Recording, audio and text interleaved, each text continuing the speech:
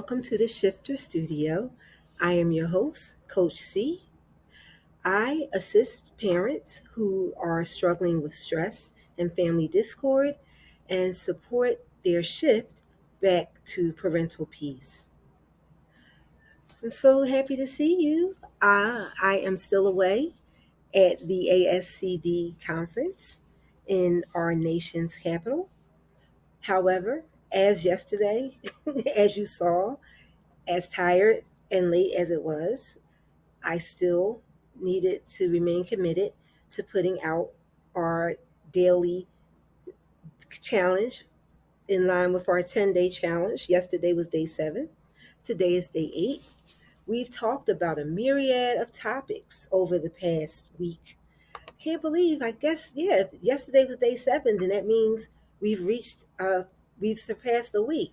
So good for us. We are staying committed. We have spoken about bullying. We have spoken about the feelings of safety, feeling safe, both parents and their feelings of unease around safety and children, health and wellness, education and academic pressure, technology and stress time, peer pressure and socialization, and mental health awareness. Uh, we've spoken about experiences from the viewpoint of the individual parent, myself, parents that we know, and also from professionals. Forgive me again because as I am still away, this is not your not our normal background, and it may sound a little noisy, but we are going to do our best to concentrate. I will do my best to not be as long as some of the other videos. And the crazy thing is, I say that and then I wind up having so much to share. But I will try because I know that sometimes when we're doing things and it's not in the way that we're familiar with, it can be a little bit overwhelming. So I will try. I can't promise, but I will try not to speak as long. Tonight, day 8, we're going to be talking about financial stress and how that stress plays out in the family dynamic, affecting both adults and children, and what are some things we could do to help alleviate financial stress and also set our children on the right path to financial awareness, literacy, and action. Well, as you know, if you are a parent, if you are paying attention, tuning in, and you're a parent, you know that the list of financial responsibilities just never seems to end. Um, and when you put children in the mix, those financial responsibilities not only increase, but the ones that you've had before becoming a parent can double and triple in amount. For example, if you are a homeowner and you, of course, you run water to take baths, run the washing machine, run the dishwasher, etc., so on and so forth, while you're by yourself, or if you are married or have a significant other, that's one person or two people. Your bill is one thing. However, throw some kitties into the mix, some more loads of laundry to be washed, some showers where they don't know the concept of a military shower or five minute shower is let me luxuriate as if I'm on the beach under a cascade or waterfall, and the showers are very long. So your water bill goes up. So even the regular household things that we really, they're necessities, once we put children into the mix, the uh, the bill is going to go up. So things that are not in our control, things that are in our control in terms of spending on non-essentials, cable subscriptions, cell phone plans. So there are some financial barriers that are kind of out of our control. I mean, the best that we could do would be to shop for the best value depending on where we live. In some instances, for example, if you were picking between cable packages, in some instances you have more of a choice than in others, depending on where you live. So if you don't have all of the options or all of the choices, sometimes your cable bill is a little higher because the folks who own the cable company understand that they have a monopoly on the market in terms of your location. So they, charge what they want within reason. But in an area where there is competition, where you could easily say, well, let me cut the cable off with this company and go to this company, the prices tend to be a little bit more evened out. So, however, ultimately, cable is not a necessity. However, it's one of those things that if you have it, it's in our jurisdiction in terms of what kind of package we pay for, but we don't really have to have it. So the the financial issues that are out of our control, like water, groceries, heat, paying rent or mortgage, um, paying for clothing, paying for your mode of transportation, whether that be car or public transportation. Some things are not in your control. You have to have them. However, there are some things that are not. So, one way that we attack this financial stress, because let me say this before I get on to the tips and strategies and tools. The stress from finances is not only a monetary stress. That's what the topic is tonight. That's what folks think about. But there is definitely an emotional component to the financial stress that your family finds itself in. If you wanted to, let's say, afford a very expensive gift for your family for Christmas, that might drive you to try to work extra hours so that you can, have money that does not have to go to the bills in order to pay for this item, right? Some people may try to afford it that way. Some other people might say, okay, well, I'm just going to pay for the item out of my regular check and then figure out how to pay that bill later on. So there's that way. Some other people might say, I know Christmas is coming. I know Christmas is coming every year at the same time, or rather on the same date. So let me save up a little bit every month or every 2 weeks so that by the time it's time for you to make the purchase, I have all or some, if not all, of the money saved up. So there are a myriad of ways that you can attack the issue, but understanding that the impact of a financial stress or financial concern on your family and on yourself is not just financial. There's the emotional piece that goes with it. Sometimes there is guilt because sometimes we are spending money that could be better purposed somewhere else. Sometimes we're spending money that should actually be somewhere else. Sometimes we're spending money and we're not even aware of how much, not only how much we're spending, but how much we have to spend. So, yes, we're using credit cards, not knowing the balances. So when we do those things, sometimes there are feelings of guilt. Sometimes there are feelings of nervousness. Sometimes there are feelings of angst. Sometimes there are feelings of anger and frustration. And so when those negative or feelings of feelings of being confused or feelings of being in a confused state. I don't know where this money went. I don't know how this cost this much. So, right, those feelings, you're not just feeling them. If you're in a household, they are being felt by you, but then coming out of you and impacting how you engage with someone. Let's say you were at home and you received a tax bill that you had no clue this tax bill was coming. and it's pretty significant.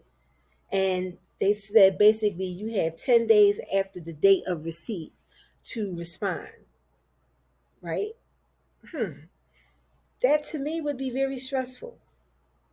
And so some of the folks that may find themselves in the line of fire are our children, right?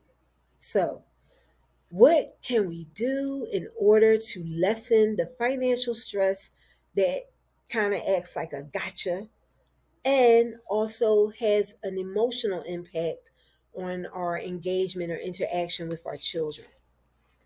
Well, first thing we can do, and this is not just what parents can do, this is what we should expect children to do. We can make a budget. We can make a budget, right?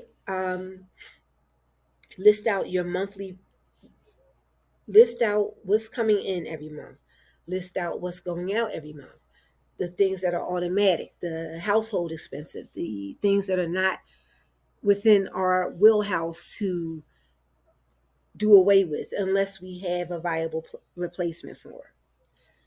So you have a budget where you have what's coming in, what's going out automatically, what would I like to put away or save for because I know it's coming, what would I like to give to in terms of charity, a religious institution, etc. So these things should be budgeted. That way, when you spend your money, you know exactly where the spending is coming from, you know where the money is going. When you see your account decrease, you'll understand this person wrote a check, this person wrote a check, the check's cleared. So now I have some extra money in my account. However, the electric bill just came out. The monthly tax or bi-monthly tax bill just came, etc., and so forth. So, with all this in and out coming and going, it's important that we have down in front of us the concrete answer to how much went in, what amounts are going to happen every month, rain or shine, what are our non-essentials that we're spending money on. It's time to face your fears around money, but face your knowledge around money first. Raise your awareness around your money situation first, right? Teaching your children how to budget. If, let's say, for example, you give your children an allowance. If they get an allowance for $10 for doing two chores every week, the conversation, it's time for you to have a conversation with your child. Okay, you got paid these $10. You have to split these $10 into, excuse me, excuse me. As I said, I'm still away, so I'm still tired. Okay, so if we're teaching our children how to budget, what are the categories? Uh, Money that's, for saving to go to the bank, money to take care of my necessary but non-emergency items. So I might contribute $5 to my sneaker fund, right? Um, Understand. So you have the money, what's coming in, where the money is going, what money are you saving, and then if you are someone that follows the tenet of tithing or making a charitable donation to your house of worship, or if not religious, make a donation to someone less fortunate, an organization that services individuals that are less fortunate, right? So children have to learn about money management just as adults have to improve their money management skills, right?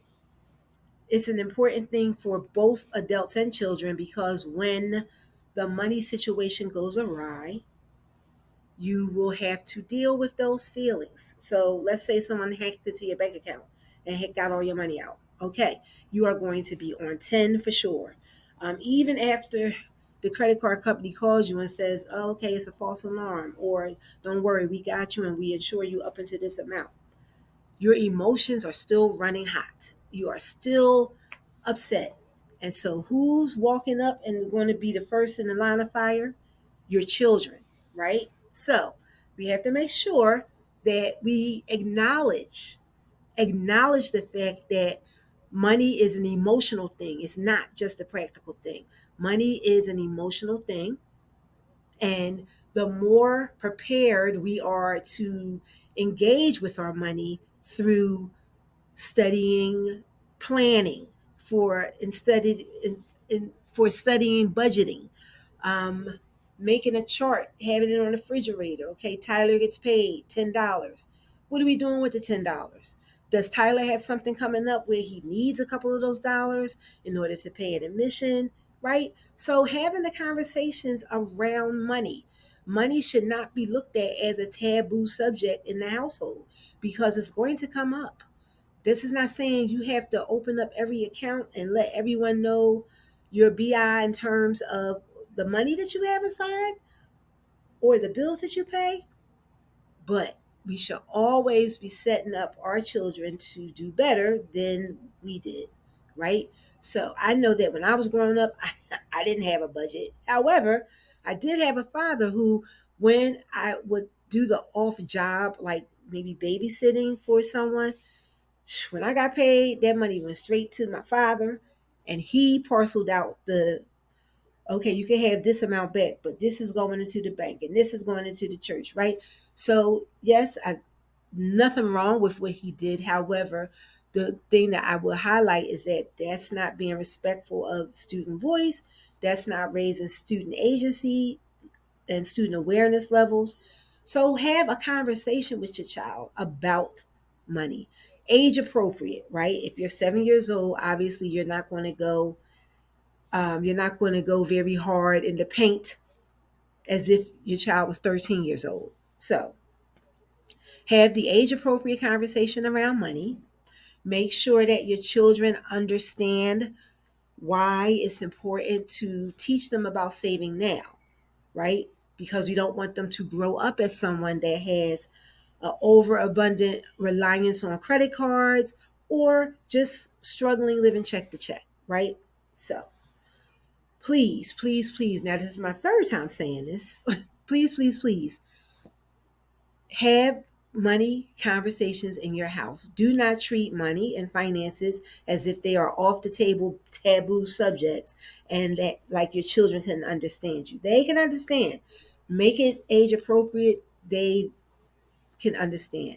More than likely understand a whole lot more than you give them credit for in terms of the financial planning aspect of your lives together. If anything that I shared this evening regarding strategies, budgeting, having the conversation about finances, being able to define the terms that will come up around finances.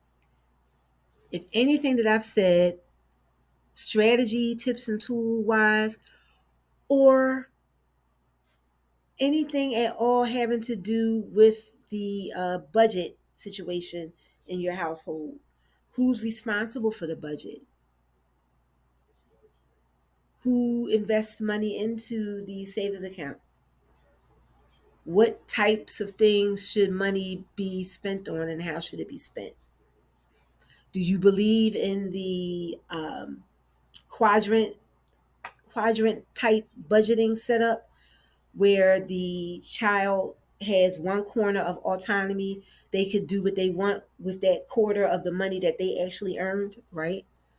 So yes, if anything that you heard this evening about financial stressors and how they impact family life, if anything that you heard resonates with you, please like, share, and subscribe. Thank you so much. Day 8 is in the books. Tomorrow will be day 9. Thank you so much.